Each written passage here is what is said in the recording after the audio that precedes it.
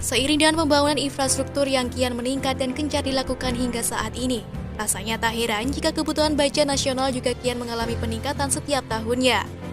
Baja merupakan salah satu komoditas yang memiliki peran penting dalam mewujudkan pembangunan nasional terutama dari segi infrastruktur. Berdasarkan Buletin Industri Baja Nasional yang dipublikasi oleh Kementerian Perindustrian atau Kemenperin, Indonesia sebenarnya memiliki potensi bahan baku berupa biji besi penghasil baja yang melimpah dan tersebar di beberapa titik wilayah seperti Lampung, Sumatera Barat, Kalimantan Barat, Sulawesi Selatan, Maluku Utara, dan Papua Barat. Diketahui bahwa potensi biji besi yang dimiliki Indonesia mencapai sekitar 2,5 miliar ton secara keseluruhan.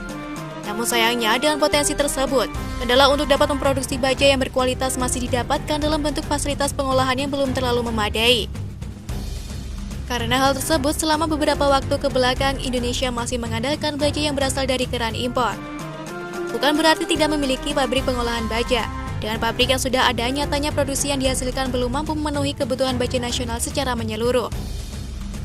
Setidaknya, kondisi tersebut yang secara garis besar menggambarkan situasi industri baja nasional selama ini. Sampai beberapa waktu belakang, tepatnya di akhir kuartal 1 2021, muncul harapan baru berkat kehadiran pabrik baja milik Krakatau Steel yang diklaim sebagai pabrik baja tercanggih kedua di dunia, dengan teknologi modern yang serupa dengan pabrik baja tercanggih pertama yang ada di Amerika Serikat. Pabrik baja tercanggih kedua di dunia yang hadir di Indonesia merupakan pabrik industri baja lembaran panas atau hot strip mill atau HSM2 yang dimiliki oleh Krakatau Steel. Pabrik yang berlokasi di Cilegon, Banten ini mulai dibangun pada tahun 2016 dan awalnya ditargetkan beroperasi pada tahun 2020 lalu. Pabrik HSM2 ini dibangun oleh Krakatau Steel yang bekerja sama dan membentuk konsorsium dengan pihak SMS Group Jerman dan memiliki nilai investasi mencapai 521 juta dolar Amerika Serikat atau setara dengan 7,5 triliun rupiah. Sebenarnya pabrik ini sudah beroperasi sejak bulan Mei 2021 lalu. Namun peresmiannya baru dilakukan belum lama ini oleh Presiden Joko Widodo, yakni setahun lalu tepatnya pada tanggal 21 September yang di saat bersamaan mengonfirmasi mengenai kabar soal kecanggihan yang dimiliki oleh pabrik tersebut. Terbaru sebagai tindak lanjut dari koordinasi dengan Badan Otorita IKN, Direktur Utama PT Krakatau Steel Silmi Karim melakukan kunjungan ke Ibu Kota Negara Nusantara di wilayah Penajem Pasar Utara, Kalimantan Timur. Diketahui Krakatau Steel siap penuhi kebutuhan infrastruktur IKN. Menurut data Kementerian PUPR disebutkan bahwa rencana atau tahapan pembangunan infrastruktur dasar di IKN periode 2022-2024 dengan luas 6.671 hektar mencapai total anggaran sebesar 43,73 triliun rupiah. Dan anggaran yang dialokasikan untuk pembangunan IKN di tahun 2022 sebesar 5,1 triliun rupiah.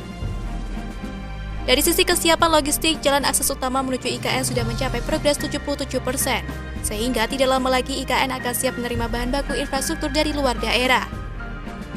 Silmi juga menekankan bahwa sebagai perusahaan baja nasional, Krakatau Steel berharap dalam pembangunan IKN mengutamakan produk lokal yang berkualitas baik, memenuhi SNI agar infrastruktur yang dibangun di IKN juga berkualitas dan tidak mudah rusak termasuk ketika ada bencana alam seperti gempa.